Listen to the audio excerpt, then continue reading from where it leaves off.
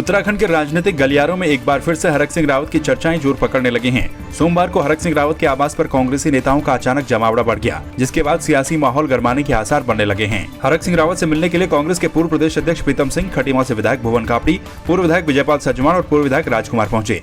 हालांकि कांग्रेस में शामिल होने के बाद से पार्टी में उनकी सक्रियता पहले की तरह नजर नहीं आ रही है। 2022 के विधानसभा चुनाव के बाद ही हरक सिंह रावत न तो कांग्रेस भवन नजर आए और न ही पार्टी के किसी कार्यक्रम में उनकी सक्रियता दिखी।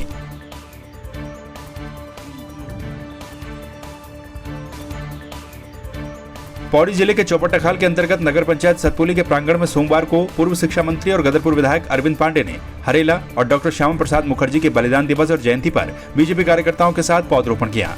विधायक अरविंद पांडे ने कहा कि कोरोना काल में कई लोगों की ऑक्सीजन कम होने के कारण मौत हुई, जिसके चलते बीजेपी के द्वारा निर्णय लिया गया कि 14 जुलाई को पखवाड़े के तहत प्रदेश भर में पौधरोपण किया जाएगा।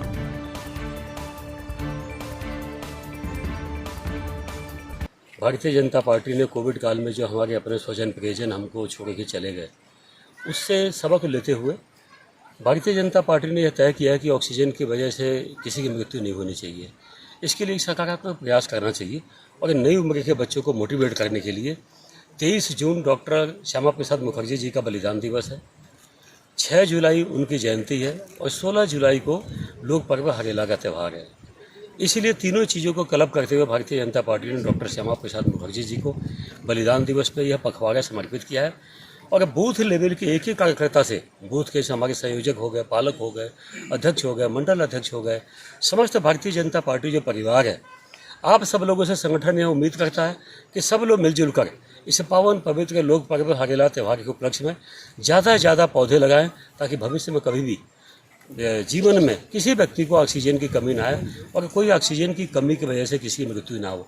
इसलिए एक सकारात्मक प्रयास होना चाहिए ताकि प्रकृति के संरक्षण संपर्क होना चाहिए। मसूरी में अतिक्रमण के खिलाफ प्रशासन का अभियान लगातार जारी है। एसडीएम मसूरी के नेतृत्व में व्यस्ततम बाजार लंढौर में अवैध अतिक्रमण ध्वस्त करने का अभियान चलाया गया, जिसमें कई दुकानों को चिन्हित किया गया।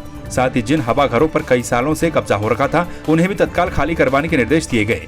एसडीएम मसूरी ने निर्देश देते हुए कहा है कि यदि आप स्वयं इनको खाली नहीं करेंगे तो प्रशासन के द्वारा जेसीबी की मदद से इनको ध्वस्त किया जाएगा।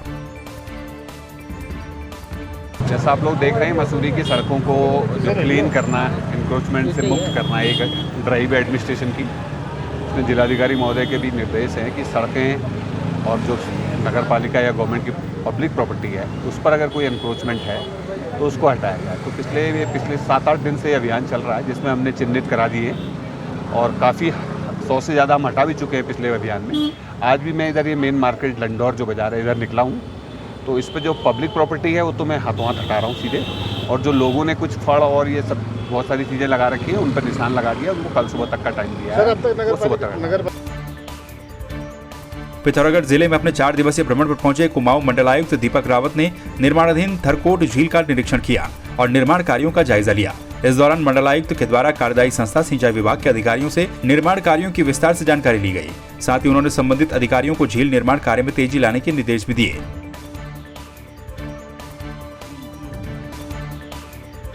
पिथौरागढ़ के जिला महिला अस्पताल में प्रसव के दौरान अस्पताल के डॉक्टरों और स्टाफ पर लापरवाही का आरोप लगाते हुए महिला के परिजनों ने अस्पताल के सीएमएस का घेराव किया और आरोपियों के खिलाफ कड़ी कार्रवाई करने की मांग की। परिजनों का कहना है कि 9 जुलाई को प्रसव पीड़ा होने के बाद वो तनुजा विश्वकर्मा को डीडी हार्ट से प्रसव के लिए महिला अस्पताल लाए थे, जहाँ के डॉक्टर और स्टाफ ने उनके साथ गलत बर्ताव किया। साथ ही तनुजा के प्रसव में लापरवाही भी बरती। 8 जुलाई को प्रसव के लिए यहाँ लाए थे रात को, और 9 जुलाई को उसका बच्चा पैदा हुआ। डॉक्टरों, नर्स, स्टाफों द्वारा हमारे साथ मिसबिहेवियर किया गया और उसके साथ लापरवाही बहुत ज़्यादा की गई है। पहले लेबर पेन बहुत ज़्यादा आए थे, उस बीच में उसको 10-12 घंटे लेबर पेन रुकवा दिए गए हैं। पहले ऑपरेशन के लिए कहा गया, फिर उसके बाद नॉर्मल डिलीवरी के लिए कहा गया। फिर नॉर्मल डिलीवरी द्वारा बच्चा पैदा हुआ। बहुत देर तक बच्चा पेट में रुकने के कारण उसके अंदर गंदा पानी चला गया, उसके कारण उसको सांस लेने में दिक्कत आने लगी। फिर उसके बाद ये सुशीला तिवारी में उसको रेफर किया गया, वहाँ उसकी 10 जुलाई को डेथ हुई। मेरी मांग ये है कि जो लापरवाही हुई है और जो बदतमीजी हमारे साथ हुई है, उसके लिए सख्त से सख्त कार्रवाई चाहते हैं। मैंने कहा कि ये तो जांच का विषय है और दूसरे पक्ष का भी हम सुनेंगे, और अंदरूनी जो क्या क्या इलाज में उपचार किया गया है, कोई गलती हुई या नहीं हुई, वो जांच के बाद ही पता चलेगा। और जांच के बाद कोई दोषी पाया जाता है तो उस पर सख्त कार्रवाई की जाएगी। घनसाली के मईकोट में पैपानी नामक तोक पर एक महिला का शव जंगल में पेड़ से लटका हुआ मिला। मृतक महिला की पहचान मईकोट निवासी 28 वर्षीय रजनी देवी पत्नी हेमंत लाल के रूप में हुई। महिला 10 जुलाई से घर से गायब थी। तहसीलदार बालगंगा के द्वारा घटनास्थल पर जाकर शव को कब्जे में लिया गया। वहीं खबर मिलने पर महिला के मायके वालों ने अस्पताल में हंगामा काटा। फिलहाल पुलिस मामले की जाँच में जुट गई है। देखो, ऐसा है कि सबसे पहले तो ये घटना जो हुई, ये दर्दनाक घटना है हमारे क्षेत्र की, और मैं ये चाहता हूँ कि भगवान ये घटना कभी हमारे लोगों के साथ ना हो। और यहाँ पर सुविधा ना होने के कारण उन लोगों ने कहीं पे आनाकानी की होगी, तो मैंने रिक्वेस्ट करके उनको मोचरी में रखवा दिया है। हो सकता है कोई मजबूरी रही हो सकती है हॉस्पिटल की कोई ऐसी मजबूरी रही हो, और फिर भी हमने रिक्वेस्ट करके उनको जो है मोचरी में रखवा दिया है। और मैं शासन और प्रशासन से ये रिक्वेस्ट करता हूँ कि कल सुबह अभी इनका पंचनामा करा के कल सुबह पोस्टमार्टम करके इनको जल्दी से जल्दी जो है। अब हंगामे की स्थिति इसलिए आ रही है कि इनका पहले तो ये है कि हम नहीं पहुँचे वहाँ। हमने काफ़ी वेट किया इनका, ये फिर भी नहीं पहुँचे, तो हमें तब मुझ काटना ही पड़ी, क्योंकि हम चट्टान पे थे, बारिश का मौसम था, बारिश हो रही थी बहुत ज़्यादा, हम तो सारे भीग गए वहाँ, तो ये समस्या है, तो करना ही पड़ा। तो ये अब हॉस्पिटल प्रशासन बोल रहा है कि हमारे पास कोई मोर्चरी तो है नहीं, तब तक ये भी आ गए ये लोग मायके वाले, तो इससे ये विवाद बढ़ गया। अब बहुत हमारे लिए तो बहुत समस्या हो रही है। चमियाला के भारतीय स्टेट बैंक में कर्मचारियों की कमी के चलते लोगों को परेशानियों का सामना करना पड़ रहा है। दूर दराज गांव से लोग बैंकिंग सेवाओं के लिए पहुंचते हैं, लेकिन लंबी कतारों में उन्हें खड़ा होना पड़ता है। स्थानीय लोगों और जनप्रतिनिधियों के द्वारा कई बार बैंक के उच्च अधिकारियों को भी इस समस्या से अवगत करवाया गया, लेकिन फिर भी यहाँ पर कोई हल नहीं निकल पा रहा। तो बड़ा दुर्भाग्यपूर्ण है निहाल सर, हमारे इतने बड़े क्षेत्र का एकमात्र बैंक है ये, और आज से नहीं लगभग 40 वर्षों से पूरा क्षेत्र लगभग 1 लाख से अधिक की आबादी इस बैंक पर निर्भर है, और 1 लाख से अधिक खाते धारक इस बैंक में हैं। लेकिन मैन पावर के अभाव में लोग बहुत परेशान हो रहे हैं। आए दिन यहाँ पर बहुत लंबी लंबी कतारें लगी रहती हैं। मात्र 4 आदमी का स्टाफ यहाँ पर है, वो बेचारे भी क्या करें, और दिन भर खड़े रह करके लोग गाड़ियों का धक्का खाने के बाद फिर खाली हाथ वापस लौटना पड़ता है। तो आरएम को इसका संज्ञान लेना चाहिए और तत्काल यहाँ पर मैन पावर बढ़ाएं, और पहले तो ज़्यादा नहीं, कम से कम 6-7 लोगों को परमानेंट स्टाफ यहाँ पर दें, तब जाके इस ब्रांच का काम सुचारू रूप से चल सकता है। पूर्व विधायक रणजीत सिंह रावत के नेतृत्व में कांग्रेसियों ने बारिश में तिरपाल ओढ़कर विद्युत कार्यालय पहुंचकर अघोषित बिजली कटौती का विरोध किया। रणजीत सिंह रावत ने कहा कि बिजली कटौती से रोजगार और उत्पादन क्षेत्र प्रभावित हो रहे हैं, साथ ही सरकार का राजस्व भी प्रभावित हो रहा है। उन्होंने सरकार से इस व्यवस्था को जल्द ठीक करने की मांग की। किसानों के अभी तक धान नहीं लगे हैं, बोरिंग और ट्यूबवेल चलाने के लिए बिजली नहीं मिल रही है। जो उद्योग आंशिक रूप से चल भी रहे हैं लड़खड़ाते हुए, तो वो बिजली के अभाव में ठप पड़े हैं, जिससे रोजगार और उत्पादन दोनों प्रभावित हो रहे हैं, और उसके साथ साथ सरकार का राजस्व भी। हम कहना चाहते हैं वो व्यवस्था को तत्काल ठीक करे, क्योंकि बिजली की कमी उतनी नहीं है जितनी मैनेजमेंट की कमी है। 6 मिलियन यूनिट बिजली कोई बहुत ज़्यादा नहीं होती, या 8 मिलियन बिजली उसको खरीदा जा सकता है। मानसून सीजन शुरू होते ही कॉर्बेट पार्क प्रशासन ने वनों और वन्य जीवों की सुरक्षा को लेकर फ्लैग मार्च निकाला। फ्लैग मार्च कालागढ़ रेंज से प्रारंभ होकर कॉर्बेट टाइगर रिजर्व की दक्षिणी सीमा से लगे उत्तर प्रदेश के ग्राम कल्लूवाला से अमानगढ़ टाइगर रिजर्व के वन क्षेत्र तक किया गया। कॉर्बेट प्रशासन के द्वारा फ्लैग मार्च के साथ ही ड्रोन और थर्मल कैमरा से भी पार्क पर नजर रखी जा रही है।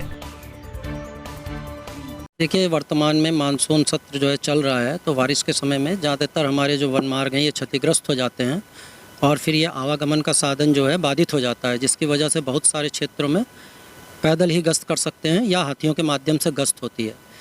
तो ये संवेदनशील समय रहता है वन विभाग के लिए। टूरिस्टों का भी जो है आवागमन कम हो जाता है, तो वन्य जीवों की सुरक्षा या वनों की सुरक्षा के लिए संवेदनशील रहता है।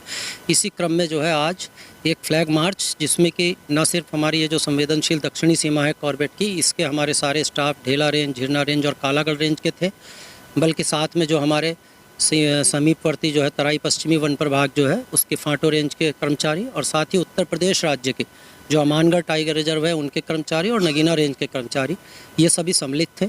इनके द्वारा कालागढ़ से प्रारंभ करके ये फ्लैग मार्च शुरू किया गया, और वहाँ से धाराग्राम आके वहाँ जनसंपर्क किया गया, उसके बाद आगे गुजर डेरे जितने पड़े, जो गुजरों के डेरे थे, वहाँ पर पूरा छानबीन भी किया गया और साथ में उनके साथ वार्ता भी की गई।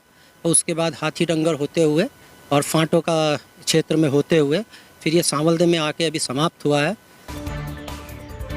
टिहरी जिले के चंबा धरासूर राष्ट्रीय राजमार्ग पर रत्नोगाड़ के पास ग्राम पंचायत बोरगांव के राजस्व ग्राम बोरसारी में ऑल वेदर सड़क निर्माण में भू धसाव होने के कारण ग्रामीणों के घरों पर दरारें पड़ चुकी हैं, जिससे ग्रामीण अब दहशत के साए में जीने को मजबूर हैं। आपको बता दें कि ऑल वेदर प्रोजेक्ट के तहत गाँव के ठीक नीचे निर्माणदायी कंपनी के द्वारा रोड कटान का कार्य किया जा रहा है, जिससे भू धसाव होने के कारण गाँव के 2 दर्जन मकानों में दरारें पड़ चुकी है। ग्रामीणों ने सरकार से इस मामले में कार्रवाई की मांग की है। लगभग जनवरी 2020 से जब से ऑल वेदर रोड कटिंग का काम यहाँ पे चालू हुआ, तो यहाँ पे जैसे ही रोड कटिंग का काम चालू हुआ तो यहाँ पे तुरंत भू धसाव होना शुरू हो गया। और ये जो बोरसारी ग्राम है, यहाँ पहले भी लैंडस्लाइड जोन था, जब BRO इसमें जब ये PWD का अधीन था, BRO के अधीन था, और जब से ऑल वेदर का काम हुआ तब से यहाँ पर ज़्यादा ही भू धसाव हो रहा है। और इतना भू धसाव हो रहा है कि पूरा गाँव खतरे की जद में है। और मैंने लगभग जनवरी 2020 से तत्कालीन DM उस समय जो DM थे उनको भी लिखा, फिर ADM को भी लिखा, BRO को भी लिखा, मतलब हर जगह हमने पत्राचार कर दिया, पर प्रशासन इसमें कोई सुध नहीं ले रहा है। तो मैं प्रशासन से मांग करता हूं कि जल्द से जल्द इस पर कार्रवाई की जाए, जिससे हमारे ग्रामीणों को इसका लाभ मिल सके और इनके जो मकान क्षतिग्रस्त हो गए, अगर इसमें कोई भूगर्भीय सर्वेक्षण किया जाए तो ये पता चलेगा कि इनके मकान किस वजह से खतरे में हैं। और हमने कई बार भूगर्भीय सर्वेक्षण के लिए लिखा भी है प्रशासन को, पर प्रशासन ने अभी तक कोई टीम यहाँ पे नहीं भेजी। प्रशासन क्या, एक ब्लॉक का छोटा सा कर्मचारी भी यहाँ पे आने के लिए तैयार नहीं है, क्योंकि यहाँ रास्ते ही नहीं है, आएंगे कहाँ से यहाँ। लगभग 3 साल से हम लोग ऐसे हैं कि अभी तक तो ऐसा था कि हल्की दरारें थी। अब जो है जब से ये ऑल वेदर का कटान का दोबारा से काम शुरू हुआ है, उसके बाद तो पूरा ही भू धसाव हो गया। पूरे मकान जो हैं खतरे की जद में हैं, पूरे मतलब ध्वस्त हो चुके हैं ऑलरेडी इसमें मकान। और रात को कभी बिजली गड़गड़ाती है या कुछ होता है, बरसात में तो बिल्कुल रहना ही, हम लोग रात को सो नहीं पा रहे हैं। सुबह जब उजाला होता है तब जाके हम लोगों को नींद आती है कि चलो भाई कहीं भागने के लिए होगा। रात को बिल्कुल लोग सो नहीं पा रहे हैं। हम लोगों को चिंता होती है कि परिवार के साथ कोई जान माल का नुकसान, कोई ऐसी चीज़ ना हो। प्रशासन से मांग कर रहे हैं कि सबसे पहले तो जो रास्ता है कि इसका जियोलॉजिकल सर्वे करवाया जाए, हमारे गांव के नीचे से पूरे गांव का जियोलॉजिकल सर्वे करवाया जाए। कोई सुन दो या काम लोग कोई नहीं सुन दो, अधिकारी भी आला कोई नहीं सुन दो, ना हमारा रास्ता ना उन जाना ना मन दुकान में जै सकता ना कहीं जै सकता। जब रास्ता नहीं ना हमारा तब उनका नहीं जै सकने। हम बहुत परेशान हालत पर उन्हें हराने लगे। सरकार कोई सुना ही नहीं हमारी, करने लगे कोई कुछ भी ना। पहले तो हमारा सारा डोहर गए, खेत गए ना, अब हमारा मकान जाना पता भी सरकार आनी कोई सुना ही नहीं देने लगे। हम बहुत परेशान हालत पर उन हम रहने लगे हैं। और अब बरसात को टाइम है, बरसात के टाइम पर कहीं रहने हम उन्हें बरसात का ज़्यादा बरसात हो ले तो हमारा तो कूड़ा भी नहीं उधर चल जाला, तो हम भी गए उधर चल जाओ रहने कहीं ना हम उन्हें। हरिद्वार में फिल्म काली के पोस्टर का विरोध करते हुए हिंदू संगठनों ने सरकार से निर्देशक पर कार्रवाई की मांग की है। कृषि उत्पादन मंडी समिति के पूर्व अध्यक्ष संजय चोपड़ा ने कहा है कि सरकार को धार्मिक भावनाओं को आहत करने वाले लोगों के खिलाफ कड़ा कानून बनाना चाहिए। देखिए, आज महाकाली की विशेष पूजा अर्चना करके हमने ये संदेश देने का काम किया है कि निश्चित रूप से महाकाली से बढ़कर कोई देवी नहीं है, क्योंकि महाशक्ति का प्रतीक है। निश्चित रूप से जिस प्रकार से अमुक डायरेक्टर द्वारा, मैं नाम इसलिए नहीं ले रहा हूँ, अमुक डायरेक्टर द्वारा जिस प्रकार से महाकाली के चित्र को विवादित बनाने का काम किया गया है, निश्चित रूप से हम उस कृत कार्य की घोर निंदा करते हैं। और साथ ही भारत के प्रधानमंत्री नरेंद्र मोदी जी से मांग करते हैं कि नरेंद्र मोदी जी इस पर कानून लेकर आएँ, एक ऐसा कानून लेकर आएँ जो किसी भी धर्म पर किसी प्रकार का कोई कुठाराघात ना कर सके।